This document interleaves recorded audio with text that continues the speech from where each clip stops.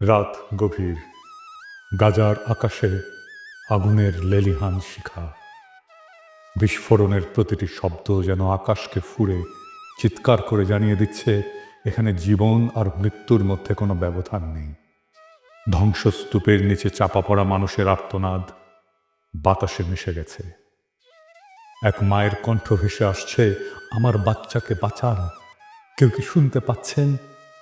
কিন্তু এখানে কেউ কারো কান্না শোনে না। এখানে কান্নার চেয়ে বড় শব্দ হলো ক্ষেপণাস্ত্রের গর্জন। ইফতারের পর ক্লান্ত শরীরে একটু বিশ্রামের আশায় যে পরিবার শুয়ে পড়েছিল, কয়েক সেকেন্ডের ব্যবধানে তারা ধূলিসাৎ হয়ে গেল। একটি শিশুর ছোট্ট হাত ধ্বংসস্তূপের নিচ থেকে বেরিয়ে আছে, কিন্তু তার শরীরের আর কোনো অংশ নেই। এটা যুদ্ধ না, এটা নিছক প্রতিরোধের বিরুদ্ধে লড়াই না, এটা একপাক্ষিক গণহত্যা। ইসরায়েল এবং হামাসের মধ্যে যুদ্ধবিরতি বলবৎ ছিল। বিশ্ব আশায় ছিল হয়তো কিছুটা শান্তি আসবে, কিন্তু শান্তি আসেনি, বরং নতুন রক্তপাত শুরু হলো। 18 মার্চ রাতে কসাই নেতানিয়াহুর বাহিনী যুদ্ধবিরতি ভেঙে বেসামরিক মানুষের উপরে ভয়াবহ হামলা চালালো। এক রাতে 400 জনের বেশি মানুষ শহীদ হলো, যাদের মধ্যে অধিকাংশই নারী, শিশু, বৃদ্ধ। যুদ্ধবিরতি নয়, বরং সেখানে আবারও নির্বিচারে বিমান হামলা চালানো হলো। এক ফিলিস্তিনি সাংবাদিক বললেন, আমি ধ্বংসস্তূপের নিচে লাশের সারি দেখেছি। কিছু লাশ এতটাই ছিন্ন ভিন্ন যে চেনার উপায় নেই। একটা শিশুর কেবল মাথাটুকু খুঁজে পাওয়া গেছে। এটি কি কোনো সভ্যতার পরিচয় বহন করে? গাজার শিশুরা কোথায় যাবে?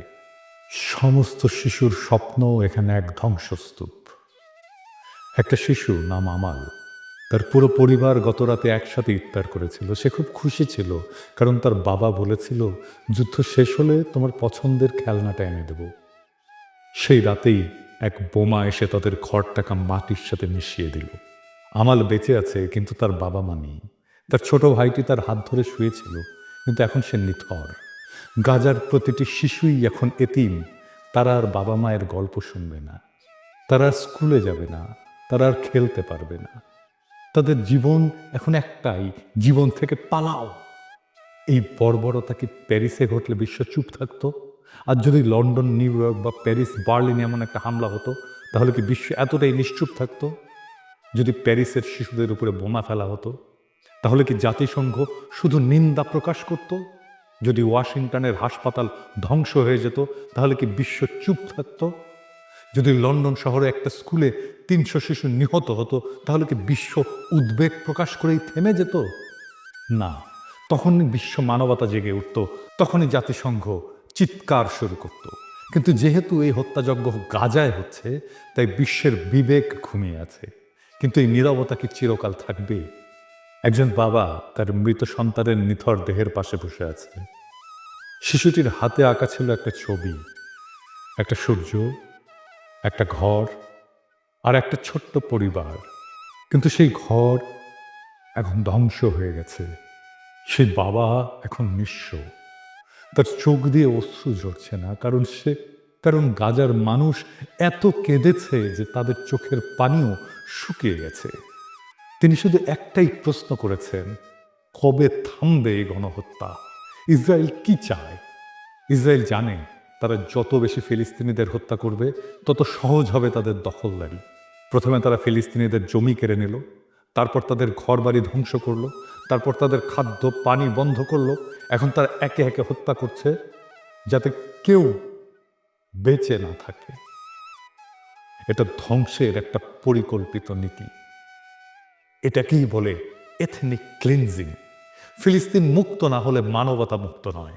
গাজা পুড়ছে, কিন্তু শুধু গাজা নয়, এই আগুন একদিন পুরো বিশ্বকে গ্রাস করবে। আজ যদি ফিলিস্তিন মুক্ত না হয়, তাহলে মানবতা কোনোদিন মুক্ত হবে না। আর যদি গাজার শিশুরা বাঁচতে না পারে, তাহলে পৃথিবীর কোনো শিশুই নিরাপদ নয়। আজ যদি আমরা চুপ থাকি, তাহলে একদিন আমাদের ঘরেও আগুন লাগবে, তখন কেউ আমাদের জন্য কথা বলবে না। এখন প্রশ্ন হলো, এই হত্যাযজ্ঞ কবে থামবে? পৃথিবী কি নীরব দর্শকের ভূমিকা পালন করবে? আজ গাজার রাস্তায় শিশুরা কাঁদছে, তাদের বাবা মা মৃত, আর আমরা যারা নিরাপদ ঘরে বসে এই ঘটনা দেখছি, আমাদের কি কিছুই করার নেই? অন্তত কণ্ঠ তো তোলা যায়। বিশ্বজুড়ে সাধারণ মানুষ সোচ্চার হচ্ছে, কারণ গাজার মানুষ শুধু একটা জিনিস চায়, জীবন। গাজার আকাশে আজও আগুনের গোলা উড়ে বেড়াচ্ছে। বাচ্চারা যখন মায়ের কোল জড়িয়ে ধরে কাঁদছে, তখন ইসরায়েলের যুদ্ধ বিমান তাদের ঘরগুলো একের পর এক মাটিতে মিশিয়ে দিচ্ছে। এই নৃশংসতা কেবল গাজার বিরুদ্ধে নয়, একটা মানবতার বিরুদ্ধে নৃশংসতা, এটা মানবতার বিরুদ্ধে এক নির্মম অপরাধ। তাই আজ যারা আমার এই এপিসোডটি দেখছেন, তাদের সকলেরই মনে রাখা উচিত, গাজার মানুষ আজ আমাদের সাহায্যের জন্য চেয়ে আছে। আমরা কি চুপ থাকবো, নাকি তাদের পাশে দাঁড়াবো?